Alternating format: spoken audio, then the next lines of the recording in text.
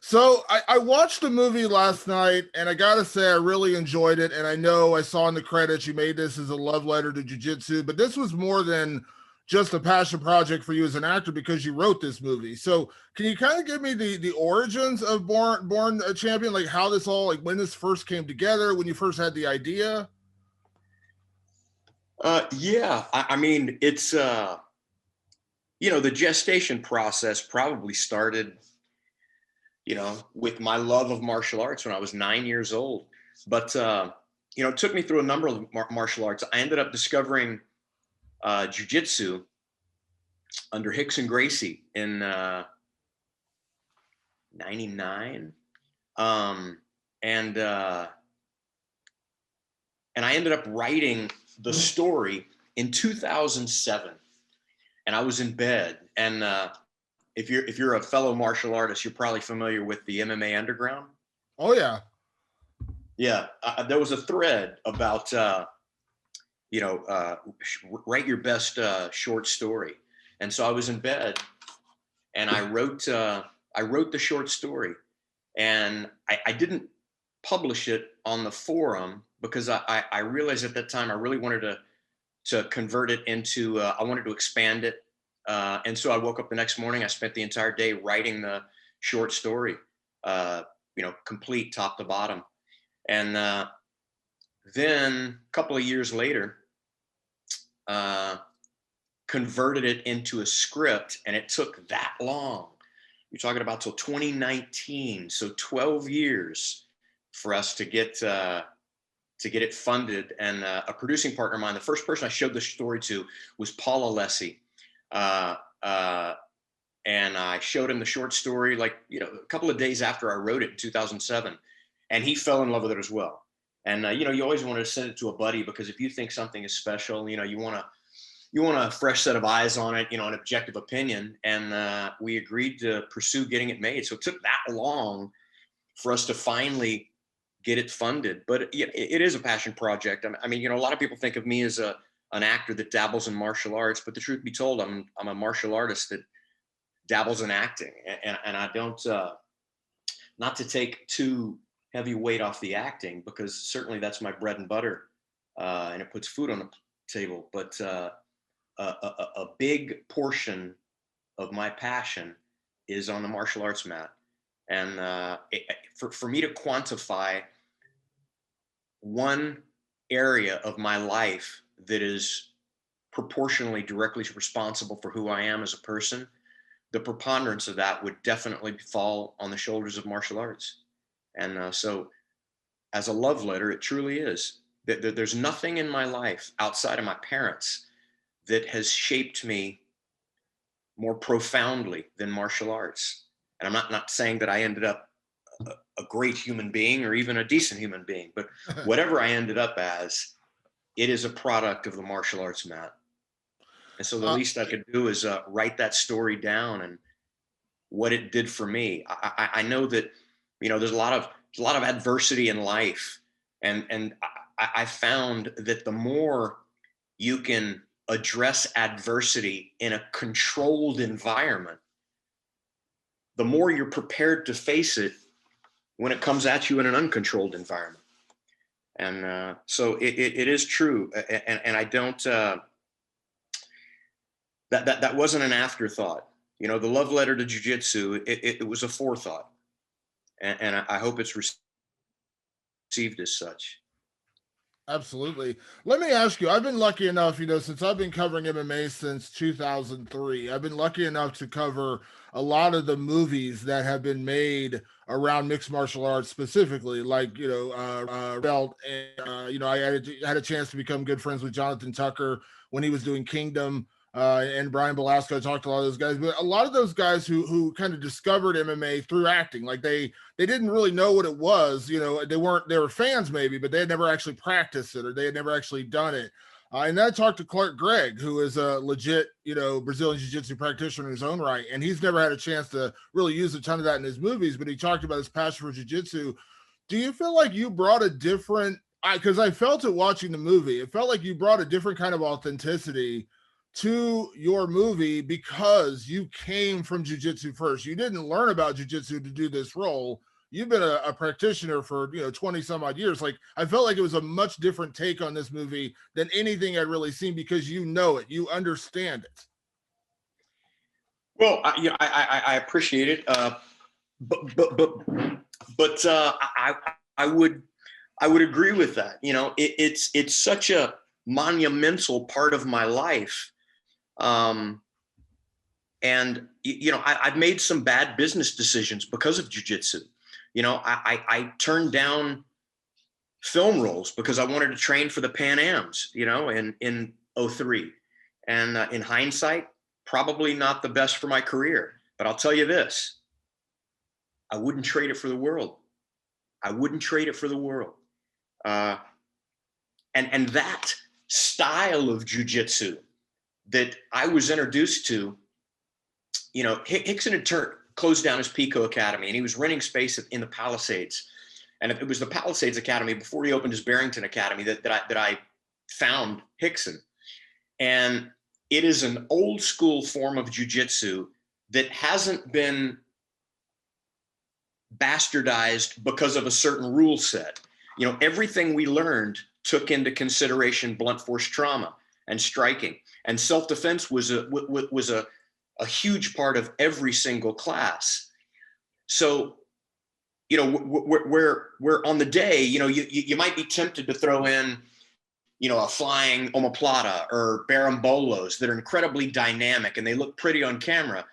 I really wanted this to be a presentation of old school, ugly, methodical jiu-jitsu. It's not the most camera friendly in the world, but it's real, and it's what's close to my heart. And to be honest, it's the only thing that I teach my kids. It's the style of jiu-jitsu that I want to leave behind as a legacy, So it is my style of jiu-jitsu. It's the style I believe in, and I know it's tempting to put all kind of flashy things on camera, but I wanted this to be a true testament to old school Renzo Gracie, Rickson Gracie jiu-jitsu, right from the source. I love it. I don't think I'm going to spoil anything by mentioning this from the movie, but I wanted to ask you about the timing of when this is set, because I enjoyed that, a lot of big combat sports movies. And again, listen, I love Rocky as much as the next guy. Rocky's fighting the world champion, the heavyweight world champion, and that's kind of the storyline of those movies. What I liked about this one is you kind of did it at a time, and you said it at a time when, jiu-jitsu wasn't well known, and MMA wasn't the sport of this day. It kind of reminded me, and I know these stories about the old school Gracie challenge, where they used to just go to schools or have people come in and basically prove to them how jiu-jitsu was superior. And I've talked to Hoist, and I've talked to other guys, and Renzo for that matter, and heard these stories, and I love hearing those stories. But was that a big part of this movie, giving that kind of setting? Because I really enjoyed that, because we're so used to, nowadays, we all kind of know at least what jiu-jitsu is, or what MMA is at the very least. I love that this was kind of like the early stages when no one really knew what it was. Yeah. In hindsight, people kind of look back at those stories and they think they're made up. But when I started jiu-jitsu, it was the Wild West. And in 1989, Rorion Gracie put out an article in Playboy magazine offering a $100,000 challenge to anybody that could come into a dojo and go against one of his students. And he wouldn't even put you against a black belt. He would put you against one of his students. Well, that lingered on for a while. And coming up through Hickson's, there was challenges all the time. Now, some of them weren't absolute fights, but all the time there were guys coming through the door that wanted to see if jiu-jitsu worked. And, you'd ask them, are we fighting? Is it going to be striking? And sometimes they'd want to, well, yeah, you come close. And other times it'd be like, well, we don't have to punch. I just want to see if, and that happened all the time. And I was a party to more than a few of those. It's kind of shocking because, in hindsight, you think, man, I had a day job. You're like, Flanery, what the fuck are you thinking? It's crazy. But there was not a part of you that was an actor when you were on that jiu-jitsu mat. If somebody came in from another martial art and wanted to try a class and your instructor pointed at you and you went, That was the only thing you were. You were a representative of that academy. And in the back of your head, everybody had read that article in '89. Everybody knew that what the challenge signified. And so, yeah, for example, the one scene that you're talking about, that came straight from the mat. It came straight from the mat, and that was me. It's crazy to think about back then, but it was the Wild West with challenge matches, and there were people coming in all the time. And that day, I did class for an hour. I did an hour of open mat, and then I did a 1 hour private. And I could see through the glass that a guy came in and he was talking to the desk. And then he walked in, and I didn't know what was happening, but the next thing you know, I had to put my gi back on, and it was it's not a macho thing at all, because to be honest, I was scared shitless, and I wasn't scared of getting hurt. I was scared of being the first guy to ever lose, and that was horrifying. That was horrifying. You know, it sounds like a big bravado kind of bang your chest macho thing, but it wasn't for me, at least. I was petrified of being the first person, if somebody walked in off the street, to actually lose, you know. And you know, I was a blue belt at the time, if you can believe that. Isn't that just crazy to think? It's hard to believe that happened, but it really did. And it wasn't incredibly rare. The passion I see through this movie, and I don't want to lay it all on the line down to say this one thing, but you've done a lot of great things during your career. And I mentioned I've been a fan of yours, you know, going back many, many years. Boondock Saints, everyone knows that. Everyone knows Dexter, all the things you've done. But when it's all said and done, when you look at your body of work years from now, would you hope that Born a Champion is one of those things you can always look back and be proud that you not only made, but you made with passion? Because I know, again, this is your love letter to jiu-jitsu. Like, I feel it in watching the movie. I feel like when it's all said and done, man, that's the movie you're going to point to and say, I'm so proud I made that movie. I can't contest any word that you've said, you know, and I don't rank the films according to my pride based on the viewership. You know, there's some films that I'm incredibly proud of that I've done that nobody's ever seen. It's a weird industry. So if 5 people see this, or 5 million people see this, this is a project that I'm incredibly proud of, and that I want one day, if my kids say, my dad made this movie, that'll be everything to me. You know, it's pretty special for me, and I certainly hope it's received in the same light. But you know, I can't alter my pride and my opinion based on, you know, the viewership. I've kind of learned that early in this industry that you know, some opinions vary widely across the scale. But as me, as a man, as a dad, as a martial artist, I'm incredibly proud of this. You know, there's not a lot of things that would take this long to do, and to do correctly. And I'm honored that you know, Forrest Lucas, Morgan Lucas from Lucas Oil had faith in me to make a film like this.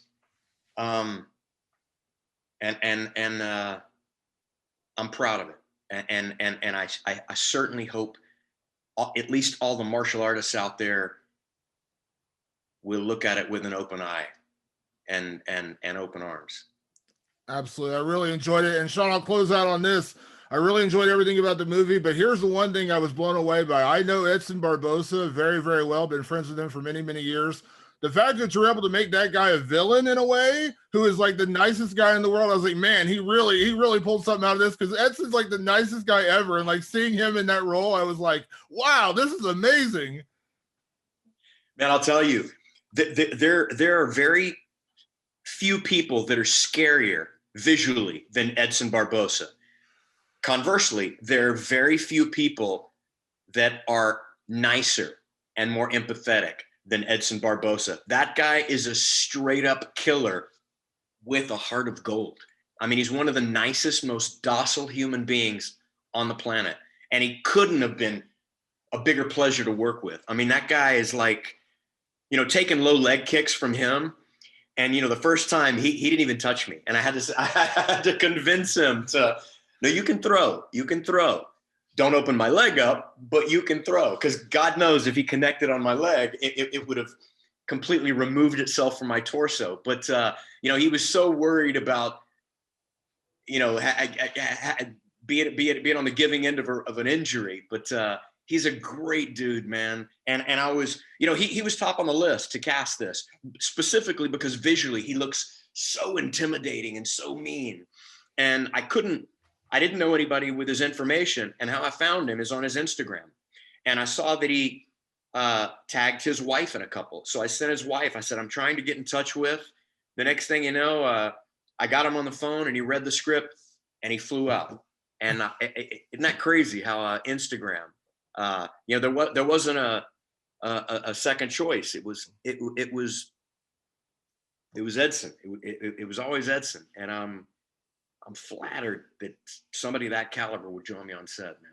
Oh, that's awesome. Well, Sean, thank you so much for doing this. You really did enjoy the movie. I will definitely be telling people about this one because I was blown away by how much I enjoyed that movie. So thank you so much for doing this, and best of luck with Born a Champion. I look forward to hearing more people talk about it. I appreciate it, brother. And thank you for the kind words, man. That means a lot, especially coming from you if you enjoyed it. So thank you, brother. Absolutely, man. Thank you so much.